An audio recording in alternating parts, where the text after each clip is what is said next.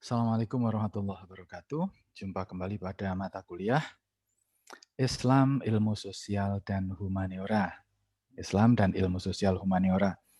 Ya, pada pertemuan sebelumnya kita sudah mulai mendiskusikan kajian untuk melihat fenomena kehidupan dengan menggunakan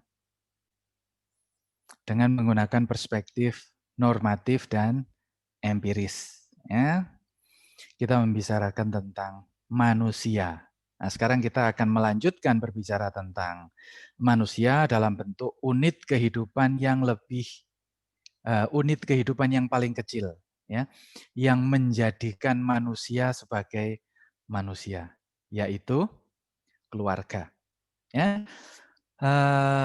keluarga menjadi salah satu fondasi atau menjadi fondasi paling dasar kehidupan manusia. Karena apa? Karena kalau tidak ada keluarga, kita ini tidak akan jadi manusia. Ya. Kita mungkin merasa kita hidup itu alami saja, begitu lahir kita sudah bisa makan dengan menggunakan tangan. Nanti kalau sudah agak besar lagi bisa berdiri dan jalan. Kemudian setelah agak besar bisa bicara, seolah-olah itu sesuatu yang alami, padahal tidak. Ya. Yang mengajari kita ya tentu kalau yang memberi makan kita ketika bayi ya pasti orang tua itu jelas ya. Tetapi yang mengajari kita berdiri, berjalan menggunakan dua kaki dan berjalan ke depan bukan ke samping. Ya, seperti kepiting. Itu adalah orang tua atau orang dewasa yang ada di dalam keluarga kita. Ya, kemudian yang mengajari kita berbicara dengan menggunakan berbagai jenis bahasa ya di mana kita dibesarkan, berpakaian, kemudian berinteraksi dengan orang itu adalah keluarga. Kalau manusia ditinggal di tengah hutan, ya, dirawat oleh makhluk yang bukan manusia, dia tidak akan menjadi manusia. Ya, dia akan menjadi seperti induk yang membesarkannya. Kalau induknya berjalan dengan dua kaki, dia akan berjalan dengan dua kaki. Kalau induknya berjalan dengan empat kaki, dia akan berjalan dengan empat kaki. Nah, itulah yang menjadikan mengapa keluarga itu di dalam sejarah manusia menjadi namanya sosialisasi primer, ya, lembaga yang menjadikan manusia itu sebagai manusia. Oleh karena itu, di dalam semua kajian ilmu sosial humaniora atau kajian tentang masyarakat, keluarga menjadi salah satu unsur yang penting yang selalu mendapatkan porsi untuk dibahas. Ya.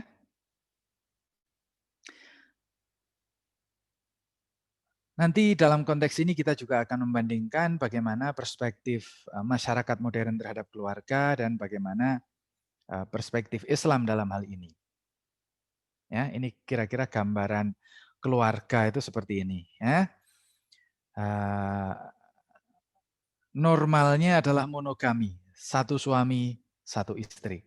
Nah, tapi ada beberapa kasus di mana yang terjadi poligami. Ya, sebenarnya bukan poligami ya. Poligami itu artinya suaminya banyak, istrinya banyak. Ya, seorang suami punya istri banyak dan istri tersebut punya suami banyak, itu namanya poligami. Kalau suaminya satu, istrinya lebih dari satu, itu namanya poligini. Jadi yang banyak itu istrinya, tapi suaminya satu. Kalau istrinya satu, suaminya banyak, itu namanya poliandri. Yang banyak adalah androsnya, laki-lakinya. Nah, jadi kalau dalam Islam ada konsep poligini di mana laki-laki boleh punya istri lebih dari satu ya dengan persyaratan tertentu yang sekarang semakin hari semakin tidak diperbolehkan dalam praktek ya. Sementara di daerah lain seperti di India atau di beberapa negara bagian di Cina Utara itu ada tradisi poliandri. Ya, ada beberapa laki-laki punya istri cuma satu, berbagi. Sama seperti kalau kita lihat cerita wayang aslinya di India ya, Mahabharata ya. Kita tahu Mahabharata itu kisah tentang Pandawa 5. Ya. Kemudian ada perempuan namanya Drupadi. Kalau di dalam wayang Indonesia, Drupadi itu adalah istri dari Yudhistira, Pandawa yang paling besar. Tetapi kalau cerita aslinya di India, Drupadi itu kalau kalian lihat film-film Mahabharata India ya, Drupadi adalah istri dari 5 Pandawa. Di tahun pertama dia istri Yudhistira, kemudian tahun kedua menjadi istrinya Bima, tahun ketiga menjadi istrinya Arjuna, keempat dan kelima bergantian yang Nakula dan Sadewa. Nanti tahun keenam dia menjadi istrinya Yudhistira lagi, begitu. Ya, itu sampai sekarang masih terjadi di beberapa bagian negara di India karena apa? Nah, salah satu penjelasannya adalah karena untuk mendapatkan istri itu syaratnya sangat berat. Ya, menikahi seorang perempuan itu tidak hanya antar individu secara tradisional ya, tapi biasanya meminta dari keluarganya. Nah, di beberapa daerah untuk bisa mendapatkan izin dari keluarga itu syaratnya sangat mahal, sehingga kalau diusung sendiri, dibayar sendiri itu tidak semua orang mampu. Akhirnya patungan. Ya, beberapa laki-laki muda yang kemampuan finansialnya pas-pasan, ya, kemudian patungan, membeli rumah, membeli tanah beserta perabotnya untuk mendapatkan seorang istri. Ya, karena mendapatkannya patungan, maka istri itu menjadi istri bersama. Itu yang disebut sebagai poliandri. Sampai sekarang masih ada di beberapa daerah. Sama juga dengan poligami yang juga masih ada di beberapa tempat, termasuk di kalangan sebagian umat Islam. Ya, sebagian besar umat Islam mengakui bahwa menurut aturan poligami itu boleh, tetapi dalam prakteknya sebagai sesuatu yang terlalu sulit dilakukan. Oke, mari kita lihat. Masyarakat modern. Ya, masyarakat modern melihat keluarga itu sebagai kontrak sosial. Apa itu kontrak sosial? Kontrak sosial antar individu. Ya, kesepakatan antara dua orang laki-laki dan perempuan. Nah, kalau sekarang sudah bukan hanya laki-laki dan perempuan ya. Pernikahan itu di beberapa negara sudah boleh pernikahan sesama jenis. Ya, artinya laki-laki dengan laki-laki, perempuan dan perempuan itu sudah sah untuk menikah di Belanda atau di beberapa negara bagian di Amerika kalau tidak salah. Ya, di negara Eropa sudah ada sejumlah negara yang membolehkan pernikahan sejenis. Yang penting sama-sama cocok, sama-sama mau. Kontrak saja, kontraknya seperti apa? Apakah seumur hidup atau hanya setahun? Ya kalau di Indonesia kan ada beberapa waktu yang lalu ya seorang pengusaha kawin kontrak dengan seorang artis, ya, 1 tahun 1 miliar. Nah itu adalah konsep keluarga dari masyarakat modern. Pernikahan atau keluarga itu sifatnya kontrak sosial saja. Kesepakatan antar individu ya sama seperti kalau kita berdagang join dengan teman, kesepakatannya bagaimana, kamu modalnya berapa, saya modalnya berapa, apa yang boleh kamu lakukan, hak dan kewajiban masing-masing kita apa. Ya, ini adalah kontrak sosial dalam perkawinan. Karena perkawinan itu ya hanya keluarga itu untuk melembagakan dua orang yang ingin hidup bersama, begitu saja. Semua berdasarkan kesepakatan. Tidak ada laki-laki yang kepala keluarga perempuan. Iya kalau laki-laki dan perempuan. Kalau perkawinannya antara laki-laki dan laki-laki, kepala keluarga dan kepala keluarga, ya kan? Semua berdasarkan pada kesepakatan. Dan kalau menikahnya di catatan sipil itu kontraknya jelas. Hak dan kewajibannya itu disepakati, ditentukan di awal. Ya, siapa yang menanggung, siapa yang beli rumah, siapa yang beli mobil, tugasnya apa, tugasnya apa, dan belum tentu kalau pun toh menikah laki-laki dan perempuan, belum tentu kepala keluarganya itu laki-lakinya ya, karena bisa jadi perempuannya lebih penghasilannya lebih besar, lebih pinter, lebih punya wawasan, ya laki-lakinya ngikut saja. Nah ini semua berdasarkan kesepakatan. Reproduksi semata mekanisme ya, seksualitas itu lebih sebagai sebuah mekanisme. Punya anak itu ya berdasarkan kesepakatan. Di banyak negara ya, dulu ketika saya sekolah di Jerman itu pernah ketemu dengan seseorang sudah bapak-bapak ya, dia cerita dan dia mengeluh. Anaknya itu sudah punya anak ya, anaknya sudah punya pasangan dan mereka sudah punya anak 2 atau 3 tetapi masih belum mau menikah. Nah, pernikahan dan punya anak itu di masyarakat modern nggak ada hubungannya. Nanti kalau kita lihat Dalam tradisi Islam ya orang punya anak itu ya harus melalui pernikahan. Tapi kalau di masyarakat modern termasuk yang modern di kalangan masyarakat Islam ya kalau kita lihat artis-artis itu punya anak itu tidak harus nikah. Selama ada kesepakatan ya, bapaknya siapa, kemudian sanggup memberi nafkah per bulan berapa gitu ya, sudah sepakat saja. Ya termasuk nanti ada mekanisme surrogate mother. Surrogate mother itu adalah ibu pinjaman. Jadi ada sepasang suami istri yang istrinya tidak mau, yang mereka pengen punya anak tapi istrinya tidak mau atau tidak mampu hamil. Ya baik karena kondisi kesehatan maupun karena ya memang tidak suka hamil. Karena hamil itu akan mengganggu produktivitas ekonomi, akan mengganggu aktivitas fisik dan lain-lain. Maka mereka bisa menyewa perempuan lain untuk mengandung anaknya. Jadi tetap anaknya 2 orang ini ya, indung telur dan spermanya diambil dengan menggunakan teknik bayi tabung ya, pembuahan dilakukan di luar janin ya, sama seperti bayi tabung, tetapi setelah menjadi janin tidak dikembalikan ke rahim ibunya tetapi diletakkan di rahim orang lain. Ya nanti setelah lahir ya perempuan yang dititipi ya tentu dibayar ya sama dengan kalau orang tua males mendidik anaknya dititipkan di pesantren ya, dititipkan di pondok, dititipkan di tempat penitipan ya sama seperti itu.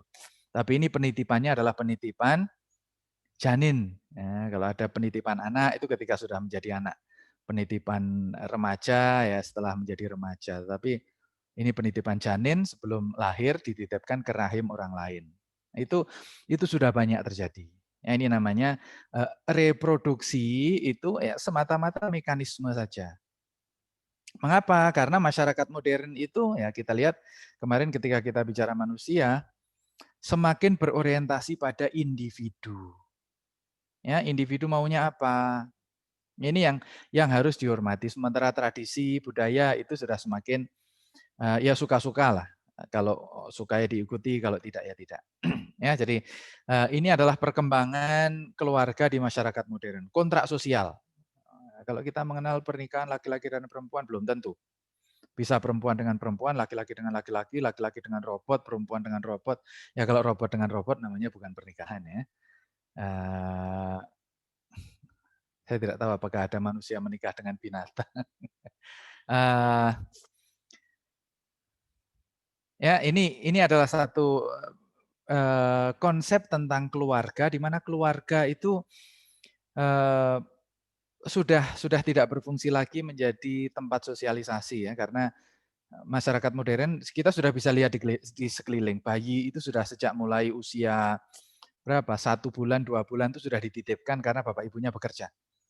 Ya nanti mereka sudah bahkan sekarang ini semua tempat kerja itu didorong untuk menyediakan kulkas untuk menyimpan susu ibu yang punya bayi.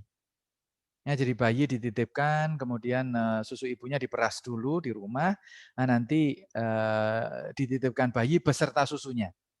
Yang mengasuh tinggal nanti kalau waktunya minum, bayinya diminumkan. Susunya tetap susu ibu, tetapi yang menyusui bukan ibunya. Ya, karena apa? Karena ibunya bekerja. Ya, ketemu anaknya sudah malam hari, berangkat ketika anaknya sudah tidur, berangkat kerja ketika anaknya belum bangun, itu sudah jamak terjadi ya di kota-kota besar. Sehingga anak itu bukan lagi anak biasanya kalau keluarga kaya yang punya pembantu, anak itu perilakunya lebih mirip pembantu. Karena lebih lebih akrab dengan pembantunya. Kalau anak-anaknya orang modern biasa ya, anak itu lebih akrab dengan TV. Ya, perilakunya bukan meniru orang tuanya, tapi meniru TV, meniru YouTube, meniru HP. Ya, karena keluarga sudah semakin menjadi kontrak sosial antar individu. Ya, semua berdasarkan kesepakatan dan anak itu ya hanya mekanisme saja. Karena keluarga itu mereka merasa perlu punya anak, punya anak. Makanya kalau di barat ya atau di negara-negara Eropa, Amerika, banyak orang yang lebih suka punya anjing daripada punya anak. Karena anak itu pada awalnya mungkin suka ketika anak itu belum bisa ngeyel ya, belum bisa ketika marah didiemi marah bisa dibujuk, dirayu, ketika tidak rewel anak itu lucu, tapi ketika sudah mulai usia 3-4 tahun mereka sudah bisa berpikir, ketika dimarahi mereka menjawab. Nah, itu sudah bukan lagi lucu tapi sangat menjengkelkan ya. Kalian ketika usia-usia segitu pasti orang tua kalian juga stres. Nah, oleh karena itu banyak orang yang lebih suka memelihara anjing daripada memelihara anak. Karena anak itu lucu hanya sampai usia 2 tahun, setelah itu menyebalkan. Ya. Eh, Kalau anjing ya pasti lucu, kalau sudah nggak lucu lagi, tukar dengan anjing yang lain yang masih lucu atau lebih lucu gitu ya. Nah, ini adalah konsep keluarga modern yang termakan oleh teknologi ya, termakan oleh media massa jadinya seperti ini. Nah, konsep keluarga dalam Islam ya, tetapi dalam konteks seperti ini manusia akan semakin hari semakin kehilangan kemanusiaannya. Oleh karena itu eh, di dalam Islam itu ada kaidah-kaidah yang dipertahankan. Jadi ada satu jurusan di dalam Fakultas Syariah itu namanya Ahwalus Sahsiyah. Itu adalah jurusan hukum keluarga yang mengkaji, mengembangkan, merawat, membetulkan bagaimana tata cara orang Islam membangun keluarga. Siapa yang boleh dinikahi, siapa yang tidak boleh dinikahi, bagaimana cara menikah yang baik, bagaimana membangun keluarga yang baik, bagaimana membetulkan keluarga yang sudah tidak baik. Ya, itu semua ada aturannya tentang berketurunan, pembagian waris. Ya, itu semua ada di dalam hukum keluarga. Ada satu subbab di dalam ilmu fikih itu yang khusus berbicara tentang hukum keluarga. Ya, yang biasa kita dengar kan kalau pernikahan di dalam Islam kita berdoa apa? Semoga menjadi samara. Keluarga samara. Apa samara? Sakinah, mawadah, dan rahmah. Apa sakinah? Nah, biasanya kalau dalam bahasa Arab sakinah itu artinya berhenti ya, sukun. Kalau fathah, kasroh, domah, sukun. Sukun itu berhenti atau mati. Banyak ulama yang mengartikan sakinah itu artinya kalau orang sudah punya pasangan, maka hatinya tenang. Dia tidak akan tengok-tengok ke sana kemari, tidak akan gelisah lagi karena sudah punya pasangan. Sudah ada yang mengurus lahir dan batin. Ya. Tetapi dalam bahasa sosiologis, ya, dalam bahasa ilmu sosial humaniora, sakinah ini lebih kepada kepastian tahapan kehidupan. Jadi kalau individu ya urusannya individu. Bagaimana adanya pasangan itu membuat seseorang bisa settle. Tetapi dalam bahasa masyarakat, ya keluarga itu menjadi penanda bahwa seseorang itu sudah dewasa, ya kan? Di Indonesia, ini bedanya dengan di negara Barat, kita belum jadi manusia kalau tidak punya keluarga. Karena apa? Kita tidak akan menjadi warga negara kalau kita bukan anggota keluarga. Sebagai tanda kita menjadi anggota warga negara apa? Kita punya kartu tanda penduduk. Ya, kartu tanda penduduk itu hanya bisa kita dapat kalau nama kita tercantum pada kartu keluarga. Ini berbeda dengan di Barat. Kalau di Barat itu kartunya kartu individu. Ya, lahir manusia di Barat itu sudah mendapatkan nomor kelahiran, ID. Yang nomor KTP itu sudah sejak lahir dan lepas dari keluarga. Sementara kita itu mendapatkan nomor keluarga itu kalau kita sudah punya keluarga. KTP itu hanya bisa dikeluarkan kalau ada fotokopi KK. Ya, sehingga tahapan untuk menjadi manusia dewasa ya biasanya, banyak syarat kehidupan itu syaratnya adalah sudah berkeluarga. Sehingga keberadaan keluarga itu bagi sebuah masyarakat, bukan bagi individu ya, bagi sebuah masyarakat menjadi penanda tahapan kehidupan. Sama seperti individu akil balik sebelum 12 tahun ya biasanya Itu masih dinisbatkan pada orang tuanya. Kalau berbuat baik pahalanya untuk orang tua, kalau berbuat kejahatan dosanya untuk orang tua. Setelah akil balik baru semua dosa dan pahala dinisbatkan kepada yang bersangkutan. Nah, tahapan berikutnya adalah ketika seseorang sudah dianggap menjadi manusia, itu setelah dia berkeluarga. Makanya dulu dalam masyarakat tradisional, setelah seorang menikah, dia akan berganti nama. Ya, ada nama kecil, ada nama setelah menikah. Artinya apa? Setelah seseorang itu menikah, punya keluarga, maka dia menjadi individu yang baru. Dia bukan lagi individu lepas anaknya si ini, anaknya si itu, bukan. Dia menjadi bapaknya si ini atau bapaknya atau ibunya si itu. Dia dinisbatkan kepada keluarga barunya, keluarganya sendiri bukan keluarga orang tuanya. Ya, jadi sakinah itu ada tahapan di situ. Lalu ada mawadah, ya, meneguhkan.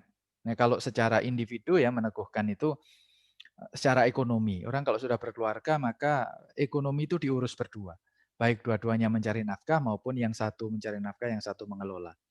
Itu akan lebih settle, akan lebih stabil. Demikian juga dengan masyarakat. Masyarakat yang berkeluarga itu ekonominya lebih stabil. Ya, karena kalau masih bujang, uang itu habis bukan untuk memenuhi kebutuhan, tapi untuk memenuhi keinginan. Ingin itu, ingin itu, ingin itu, ya uangnya habis. Tapi kalau sudah berkeluarga kan, semua ada yang mengatur. Makanya kalau di Indonesia ada SNI. Biasanya kalau SNI kan disebut Standar Nasional Indonesia. Semua hal di Indonesia harus ada SNI-nya. Nah, kalau sudah berkeluarga, SNI itu artinya selalu nanya istri. Mau beli ini, tanya istrinya dulu. Boleh nggak? Kalau nggak boleh ya nggak jadi. Nah, istri punya tanggung jawab untuk mengelola keuangan keluarga. Tidak semua keinginan suami, tidak semua keinginan anak dipenuhi. Supaya apa? Ekonominya menjadi stabil. Dan yang ketiga, rahmat. Ya, rahmat itu apa? Rahmat itu kebaikan untuk yang lebih luas. Ya. Keluarga menciptakan masyarakat yang lebih stabil. Jadi masyarakat yang lingkungan yang isinya bujang semua itu pasti chaos. Ya, makanya kalau di kota-kota atau di dulu ketika saya kuliah di Eropa, asrama itu dipisah antara asrama bujang dengan asrama keluarga. Ya, kalau sudah S3 kan banyak yang sudah berkeluarga itu asramanya, kos-kosannya itu dipisahkan karena kos-kosan yang berkeluarga pasti lebih settle, lebih stabil. Sementara kalau kos-kosannya anak-anak muda itu ya party terus. Chaos, ada yang berkelahi, ada yang apa begitu ya. Jadi stabilitas. Lalu keberlanjutan generasi. Ya, jadi nanti kalian bisa lihat masyarakat-masyarakat modern ya yang hidupnya sudah mapan itu mereka malas punya anak. Ya. Jumlah penduduknya menurun. Nah, sementara masyarakat di dunia Islam itu jumlah penduduknya semakin meningkat. Ya, karena apa? Karena ada keberlanjutan ini. Menikah, berkeluarga itu ada urusannya atau ada tugas untuk membesarkan anak, melahirkan anak manusia, membesarkan anak manusia, mendidik anak manusia untuk menjadi manusia. Ini adalah tugas keluarga di dalam Islam. Kemudian yang terakhir adalah keluarga menjadi alat atau menjadi tempat kita membangun kebahagiaan dunia dan akhirat. Ya, karena dengan punya keluarga semua bisa dilakukan. Ya, tapi kalau termasuk nanti urusan seksualitas ya itu nanti jalurnya adalah keluarga dengan pernikahan. Sementara kalau di luar keluarga itu kalau dalam Islam dianggap sebagai dosa. Ya, atau dosa ya bukan dianggap sebagai dosa. Nah, dalam konteks ini kita juga melihat terjadinya sinkronisasi. Ya, sinkronisasi di dunia Islam itu juga ada dorongan untuk menjadikan keluarga itu tidak hanya tradisi, tapi keluarga itu harus ada kontrak sosial. Tidak semuanya dibebankan pada perempuan. Perempuan sudah bekerja, masih harus mengurus anak, masih harus masak dan lain-lain itu kebiasaan-kebiasaan itu mulai dihilangkan dengan menjadikan keluarga itu juga bagian dari agama, bagian dari ibadah, tapi juga ada kontrak sosialnya. Kewajiban laki-laki dan perempuan itu harus jelas dan harus seimbang. Kalau istrinya mencari nafkah, suaminya juga harus ikut ngurus rumah. ya. Dan semua berdasarkan kesepakatan. Tidak boleh hanya sepihak, saya kan kepala keluarga, begitu nggak bisa. Ya. Lalu reproduksi itu harus dikelola dengan baik. Tidak artinya mekanis, tetapi bahwa merawat anak, membesarkan anak. Jadi kalau di negara-negara maju, sebelum anak ini lahir, orang tua itu sudah menyiapkan. Nanti ketika mereka usia sekolah itu disekolahkan di mana, duitnya bayar pakai apa. Tidak semuanya rezeki itu kan sudah ditentukan yang di atas. Yang penting kita bikin anak sesuka-suka kita. Nggak bisa begitu. Jadi orang punya anak itu harus mengukur dengan kapasitas ekonomi yang dimiliki. Ya kalau ekonominya pas-pasan ya jangan bikin anak sembarangan, nanti malah nggak bisa ngurus. Ya kan? Itu yang dolim orang tuanya karena anaknya tidak bisa sekolah, tidak terurus. Nah, tidak lagi kita melihat ya semua orang itu kan rezekinya dari atas. Iya, itu bagi orang yang melakukan. Tapi bagi orang tuanya, rezeki anak itu disiapkan oleh orang tuanya.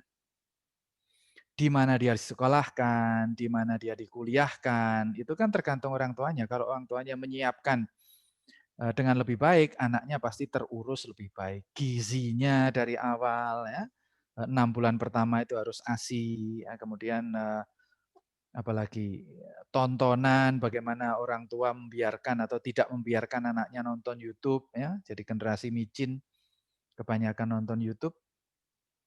Itu semua adalah reproduksi punya anak itu harus semakin difikir. Tidak bisa kita hanya mengatakan semuanya sudah ada yang mengatur, rezeki kan dari atas.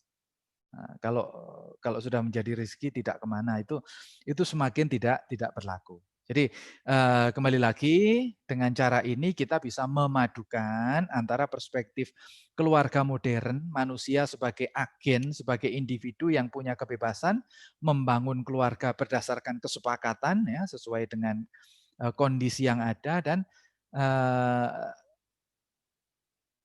sistem nilai di dalam Islam di mana keluarga adalah jalan menuju kebahagiaan dunia akhirat. Ya, karena orang itu begitu sudah melewati usia 50 maka masa depannya itu sudah terlihat. Itu sudah asar ya, sudah lihat. Maghrib itu sudah kelihatan. Nah, dari situ doa doa orang tua itu adalah anak. Ya, dia cita-cita itu secara tidak sadar diletakkan pada anaknya. Sehingga menua dengan bahagia itu kalau kita punya keluarga. Di barat ya, bule-bule tua itu nggak ada yang mengurus. Ya, ketika dulu saya sekolah di Eropa ada pekerjaan sampingan, itu menemani bule-bule tua itu ngobrol di panti jompo. Jadi kalau bule-bule tua itu kalau sudah nggak bisa apa-apa sama anaknya diletakkan di panti jompo, diurus oleh suster. Mereka sangat kesepian. Nah, susternya kemudian menyewa mahasiswa-mahasiswa yang punya waktu luang untuk ngobrol. Ya nemeni ngobrol saja, cerita-cerita, begitu nanti dibayar kita. Itu karena apa? Karena mereka nggak punya anak atau anak mereka nggak diurus, makanya ketika anaknya dewasa orang tuanya nggak diurus. Ya, jadi ini adalah cara melihat ya dengan perspektif integrasi interkoneksi bahwa keluarga sebagai sistem yang menjadikan manusia itu manusia harus memperhatikan temuan perkembangan masyarakat modern dan juga tidak melepaskan tradisi yang ada di dalam Islam. Dengan kedua-duanya ini insya Allah kita bisa memahami keluarga dengan perspektif yang lengkap yang memadukan antara apa perspektif normatif dan juga perspektif historis. Ya demikian kajian tentang keluarga sebagai fenomena sosial dari kacamata integrasi interkoneksi. Ya, sampai jumpa pada pertemuan berikutnya. Terima kasih. Assalamualaikum warahmatullahi wabarakatuh.